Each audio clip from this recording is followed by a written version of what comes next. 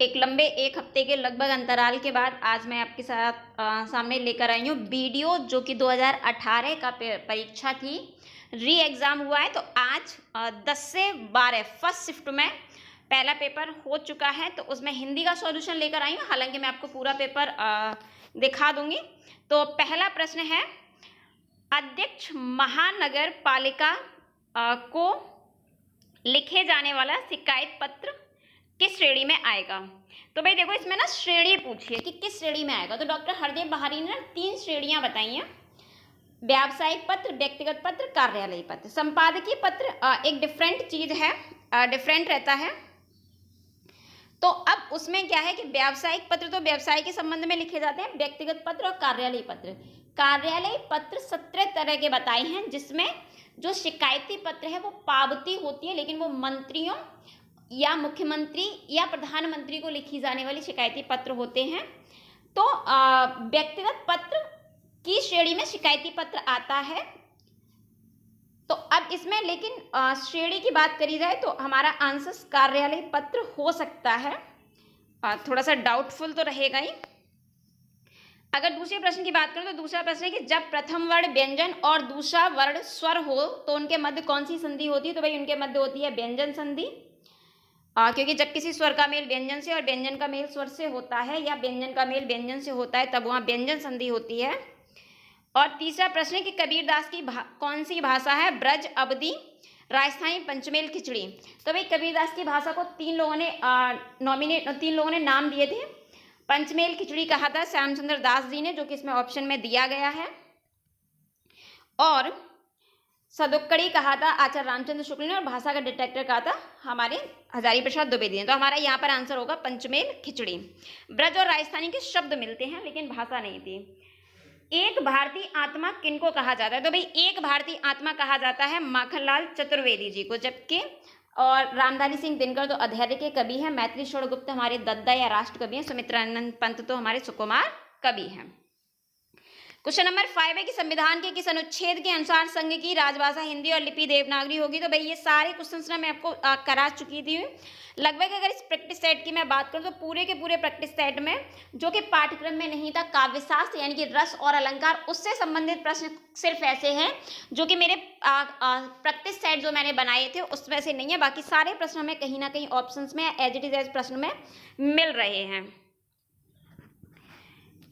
तो चलिए संविधान की किस अनुच्छेद में। तो भाई 343 ए में हिंदी को संघ की राजभाषा घोषित किया गया था, जबकि 46, 44 और 42, तो भाई 42 तो भाषा से संबंधित है ही नहीं और 44 और 46 इसके अकॉर्डिंग नहीं है। हम जल्दी जल्दी प्रश्न सॉल्व कर लेते हैं। क्वेश्चन नंबर 6 है कि संस्कृत, प्राकृत, अपभ्रंश, पाली में सबसे प्राचीनतम भाषा कौन सी है।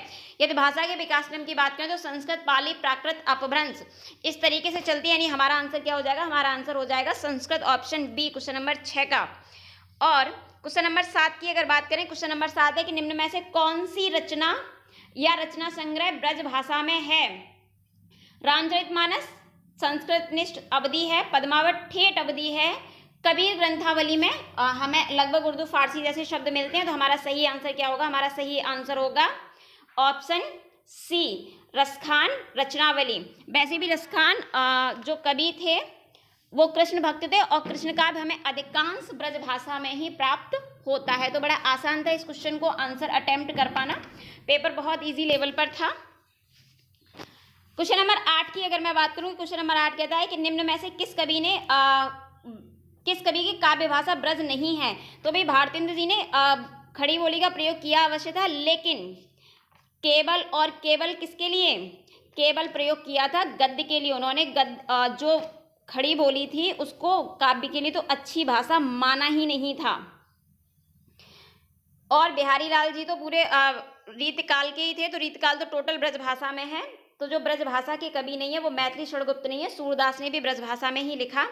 मानसरोवर कहानी संग्रह हमारी प्रेमचंद जी की है, जो कि 8 भागों में आई थी। मानसरोवर कहानी संग्रह, मानसरोवर के 8 भाग हैं जिसमें प्रेमचंद की लगभग 300 कहानियां उनके संकलित हैं, क्योंकि मुंशी प्रेमचंद ने 300 कहानियां लिखी हैं। हरशंकर परसाई जी व्यंग्यकार हैं, कृष्ण सोबती कहानीकार हैं, जयशंकर प्रसाद उत्कृष्ट नाटककार हैं। मैं चारों ऑप्शंस इसलिए और क्लियर कर रही हूँ कि जिनका पेपर हो चुका है वो क्वेश्चंस को टैली कर लें, और जो देने वाले हैं हो सकता है उन्हें इसके लिए हेल्पफुल हो, क्योंकि 2018 में हमने पाया था कि कई पेपर्स ऐसे थे जिनके ऑप्शन से ही हमें अगले सेट में आंसर्स मिल रहे थे। अपादान कारक का प्रयोग विकल्प किस विकल्प में प्रयोग नहीं होता? यमुना नदी हिमालय से निकलती है, भाई निकल रही है से अपादान है, वह चूहे से डरता है, डर के दूर जाएगा अपादान है, बिल्ली छत से कूद गई, छत से अलग हो गई अपादान है, लेकिन पिताजी कार से गए, तो भाई कार वहां साधन के रूप में काम कर रहा है, यानी कि करण के रूप में काम कर रहा है। क्वेश्चन नंबर 11 है कि से किस कारक का विभक्ति चिन्ह होता है? तो से होता है हमारा करण, और अपादान, अपादान अलग होने के सेंस में होता है, जबकि करण साधन के सेंस में होता है। अधिकरण में मैं पर कर्म में को और संबोधन में हे अरे ओ आता है। क्वेश्चन नंबर 12 कहता है कि समझौता शब्द में प्रत्यय लगा है, तो भाई समझ में लगा है औता, और शब्द बन गया हमारा समझौता। व्यष्टि, व्यष्टि का विलोम पूछा है, तो भाई व्यष्टि का विलोम होता है समष्टि, क्योंकि समष्टि का मतलब होता है संग्रह करना, व्यष्टि होता है बिखराव। समास का प्रकार नहीं है, असल में इसमें किया गया एक तरफ दिए गए सामासिक पद और दूसरी तरफ दिए गए समास के नाम, और हमें ये मेल करके बताना है कि कौन सा मेल अशुद्ध है। तो पंचवटी में द्विक समास होता है, बिल्कुल सही है।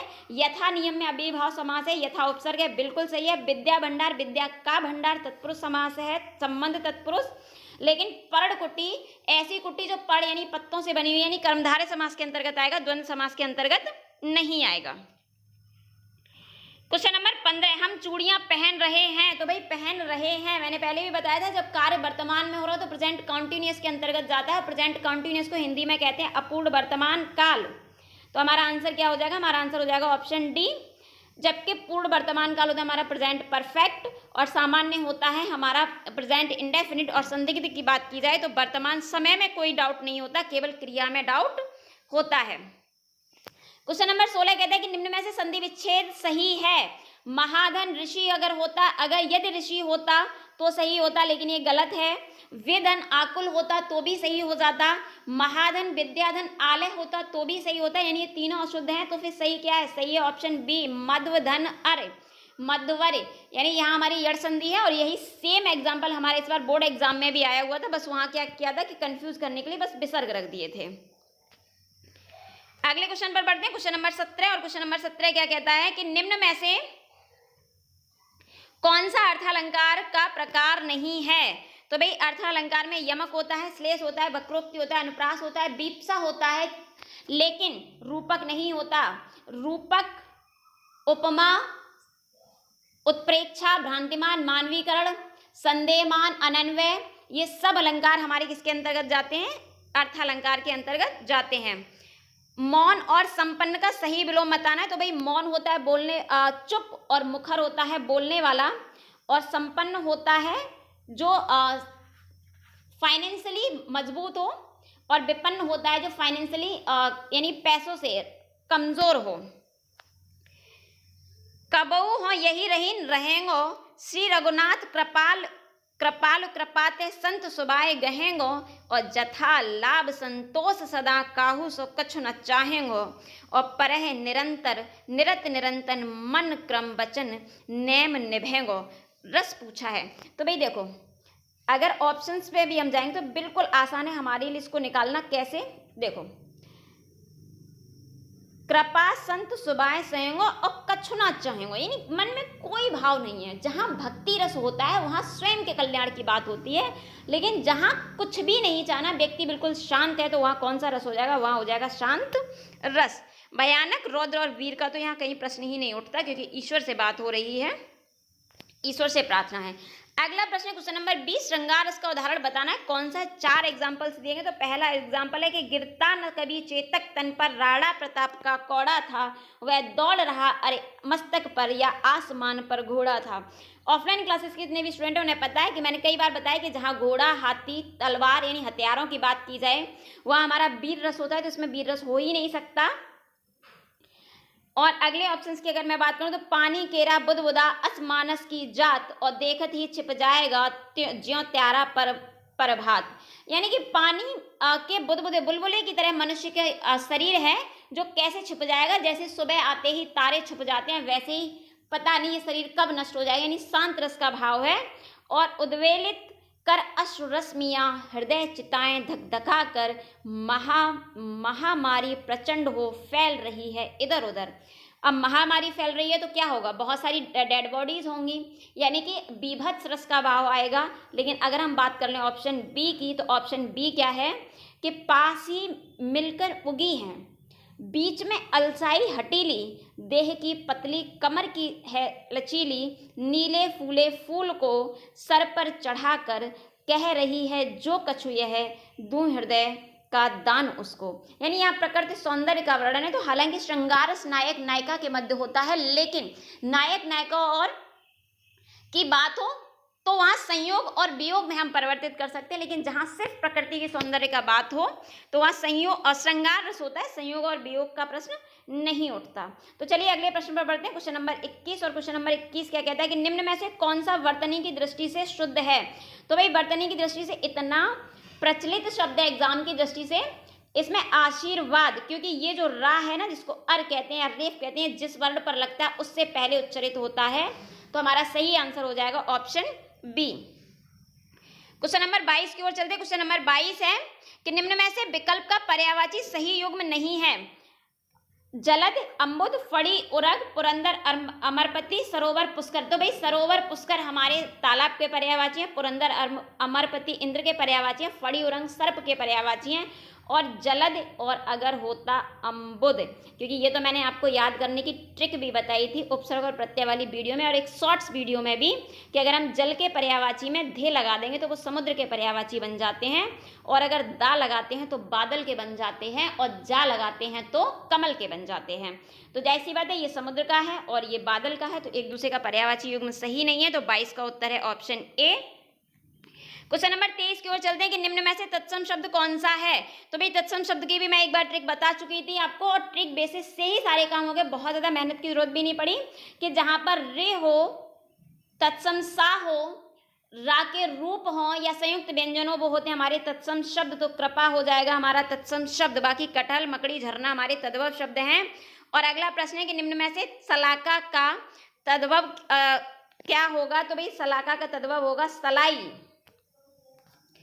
क्वेश्चन नंबर 25 की ओर चलते हैं। क्वेश्चन नंबर 25 तत्सम तद्भव के युग्म पूछे गए हैं।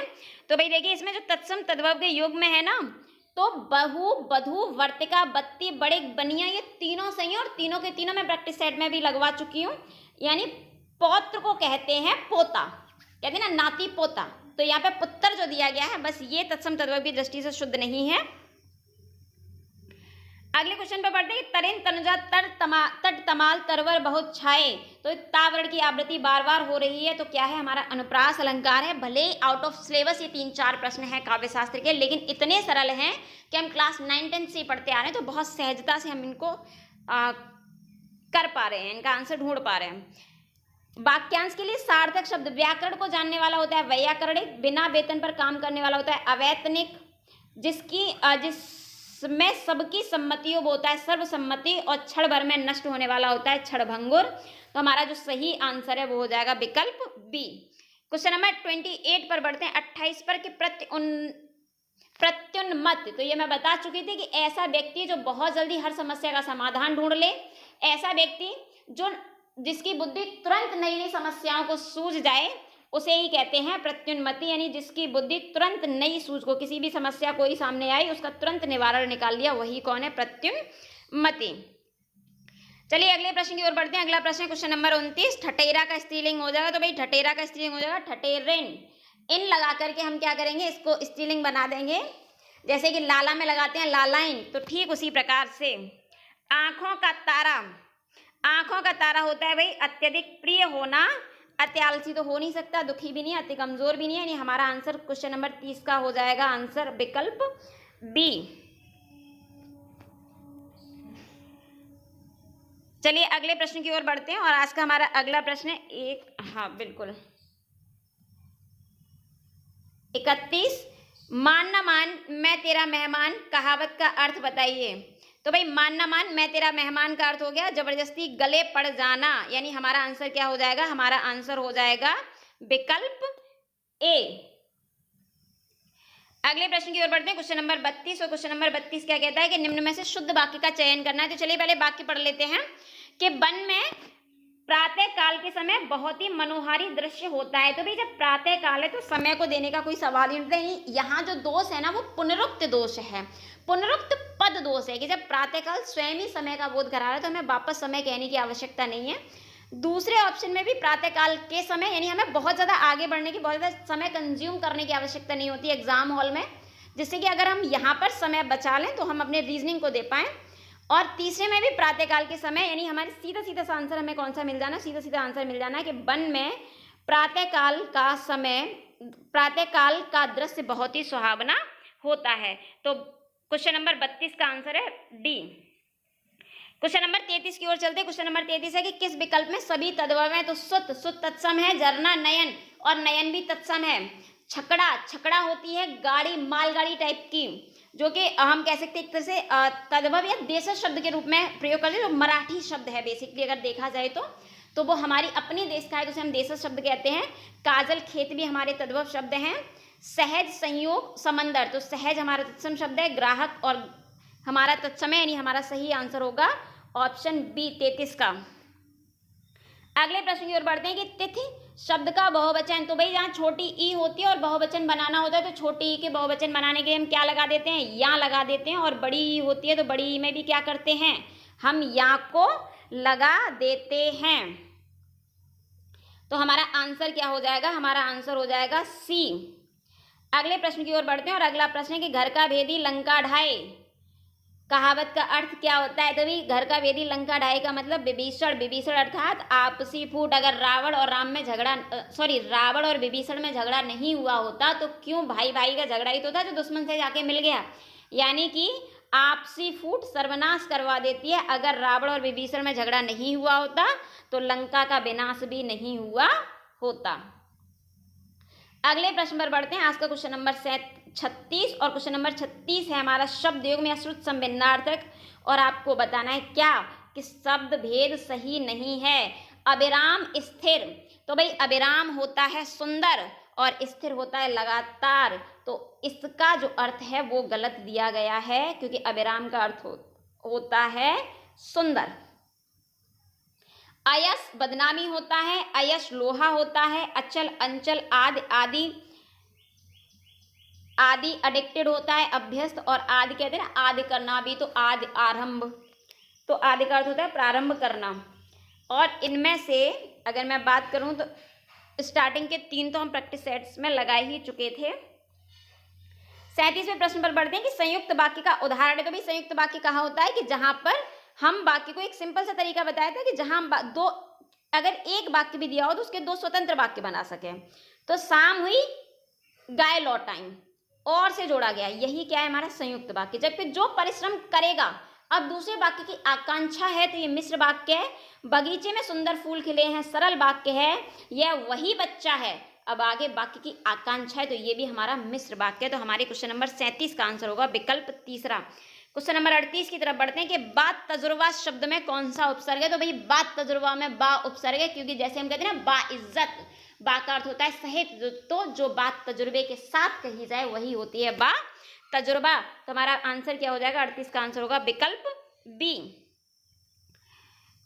39 की ओर बढ़ते हैं। क्वेश्चन नंबर 39 कि निम्नलिखित में से मिश्र वाक्य कौन सा है। मैंने अभी बताया कि जहां एक वाक्य पर दूसरा वाक्य आश्रित हो। यज्ञदत्त देवदत्त को व्याकरण पढ़ाता है, कोई ऐसा वाक्य है ही नहीं जहां पर हमें 2 वाक्य बनाने पड़े, यानी कि हमारा सरल वाक्य मैंने सुना है। अब जो सुना है उसके लिए आकांक्षा है, तो ये हमारा क्या आंसर हो जाएगा, ये हो जाएगा हमारा मिश्र वाक्य। उसमें न पत्ते थे न फूल थे, इसका मिश्र वाक्य से कोई लेना देना नहीं है। हम हाँ ये कह सकते हैं, इसको हम संयुक्त वाक्य बना सकते हैं। उसमें पत्ते भी नहीं थे और उसमें फूल भी नहीं थे, हालांकि आवश्यकता नहीं है। वह उड़ती हुई चिड़िया को पहचान लेता है, ये भी हमारी सरल वाक्य की ओर ही इशारा कर रहा है। क्वेश्चन नंबर 40 पर चलते कि निम्न में से शुद्ध वाक्य कौन सा है। उसने अनुत्तीर्ण होने की आशा, तो भाई अनुत्तीर्ण होने की आशा नहीं, आकांक्षा होती है, या सॉरी आशंका होती है, आकांक्षा नहीं आशंका, क्योंकि आकांक्षा तो इच्छा है, आशंका संदेह होता है। काट कर फल बच्चे को खिलाओ, तो भाई बच्चे को फल काट कर खिलाओ, वाक्य में पद का क्रम नहीं है, पद क्रम का दोष है। कृपया आज का अवकाश दें, देने की कृपा करें। तो भाई जब हम आज के अवकाश अक्सर नहीं होता, यानी कि यहाँ पर जो शब्द है वो हमारा पद अनुक्रम दोष है, लेकिन भारत में अनेक जातियां हैं। वर्तनी की दृष्टि से शुद्ध है, तो हमारा जो सही आंसर होगा शुद्ध वाक्य कि भारत में अनेक जातियां हैं। क्वेश्चन नंबर 41 की ओर चलते हैं। क्वेश्चन नंबर 41 क्या कहता है कि विद्यालय की शोभा वही बढ़ा सकता है।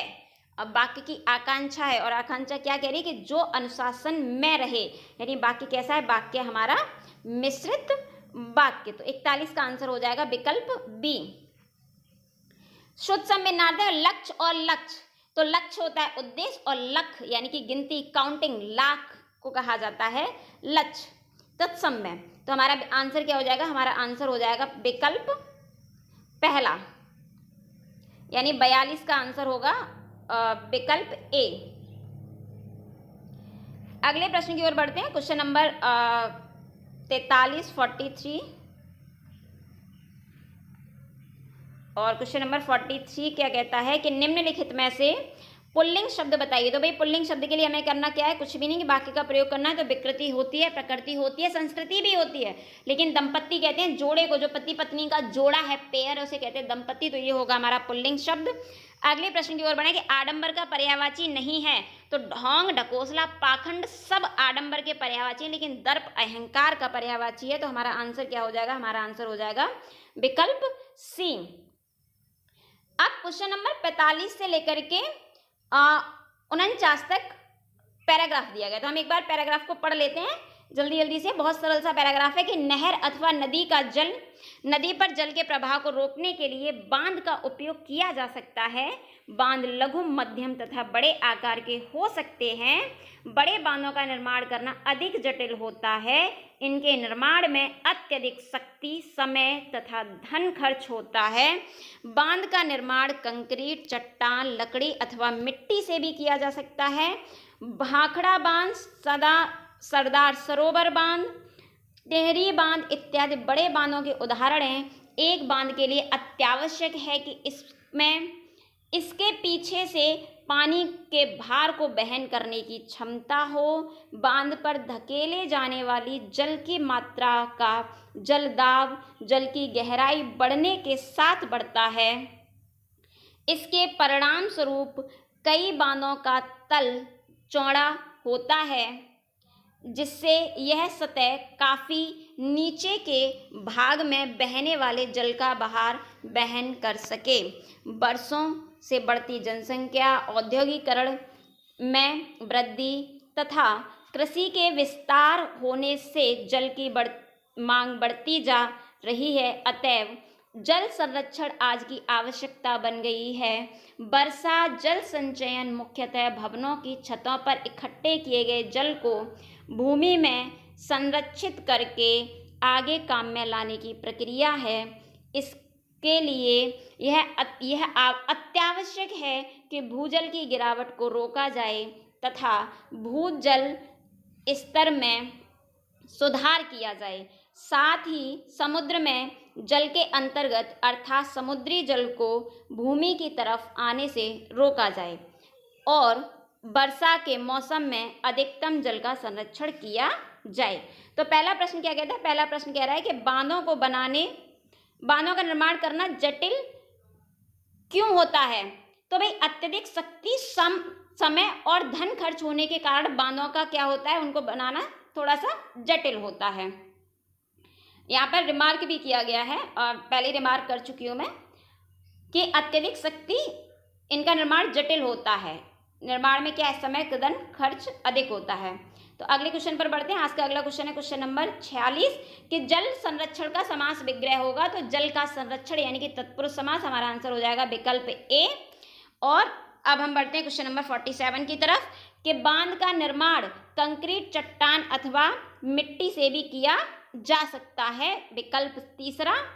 48 कि जल की मांग क्यों बढ़ती जा रही है। तो भाई औद्योगिकरण की वृद्धि हो रही है, वर्षों से बढ़ती जनसंख्या और कृषि के विस्तार के कारण जल की मांग बढ़ती जा रही है, जो कि हम पैराग्राफ में पढ़ चुके हैं। पूरा जल जल संचयन वह है जिसमें वर्षा का जल मुख्यतः भवनों की छत पर इकट्ठा करके भूमि में संरक्षित करके आगे उसके काम में लाया जाए। क्वेश्चन नंबर 50 की ओर बढ़ते हैं कि कंठ से उत्पन्न होने वाले वर्ण कौन से हैं। तो भाई जो कंठव्य वर्ण है वो का वर्ग के वर्ण होते हैं, यानी का, खा, गा, घा, जबकि चा और छा तालव्य वर्ण हैं। रे और रा हमारे मूर्धन्य हैं और डा और ढा मूर्धन्य वर्ण हैं। हिंदी के सॉल्यूशन मैंने करा दिया आज के पेपर का, और अगर आप पूरा पेपर देखना चाहते हैं, इसमें रीजनिंग, जीएस और हिंदी पूरा का पूरा पेपर पीडीएफ में, तो वो मैंने अपने टेलीग्राम चैनल पर अपलोड कर दिया है, जिसका लिंक मैंने डिस्क्रिप्शन बॉक्स में दे दिया है। धन्यवाद।